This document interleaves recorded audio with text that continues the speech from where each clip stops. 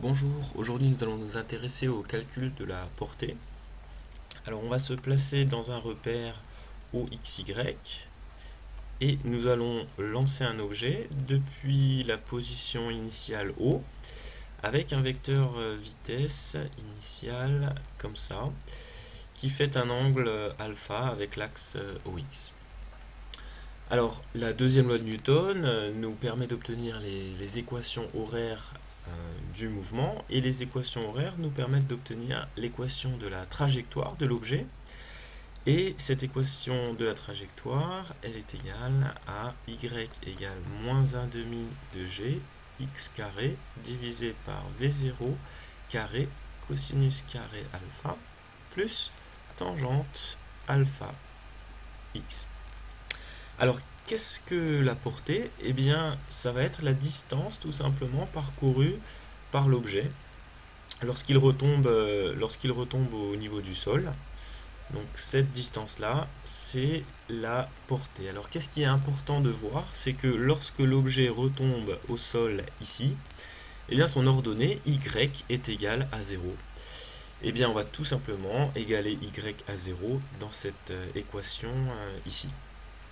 Alors ça nous donne 0 égale, et puis je vais mettre directement x en facteur ici, donc ça me fait x facteur 2 moins 1 demi de g x divisé par v0 carré cosinus carré alpha plus tangente alpha.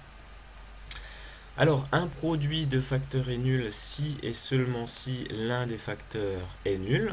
Donc, on a deux possibilités. X égale 0, mais x égale 0, c'est pas très intéressant étant donné que c'est la position de départ de notre objet.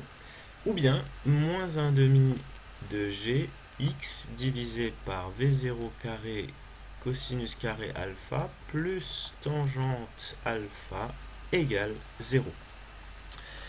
Alors, je fais passer cette partie de l'équation de l'autre côté et on obtient x facteur de 1 demi de g fois 1 sur v0 carré cosinus carré alpha égale tangente.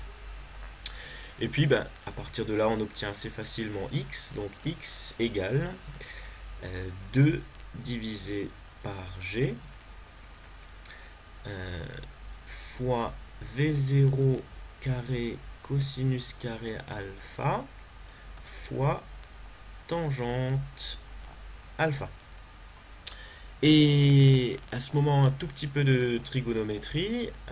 Tangente alpha, c'est égal à sinus alpha divisé par cosinus alpha. Donc lorsque je multiplie avec cosinus carré alpha, eh bien, je vais avoir un cosinus qui se simplifie et je vais retrouver x égale 2 divisé par g fois v0 carré cosinus alpha fois sinus alpha. Et encore un tout petit peu de trigonométrie. 2 fois cosinus alpha sinus alpha, ça va être égal à sinus 2 alpha. Donc au final, la portée a pour expression x égale v0 carré divisé par g fois sinus 2 alpha. Et voilà.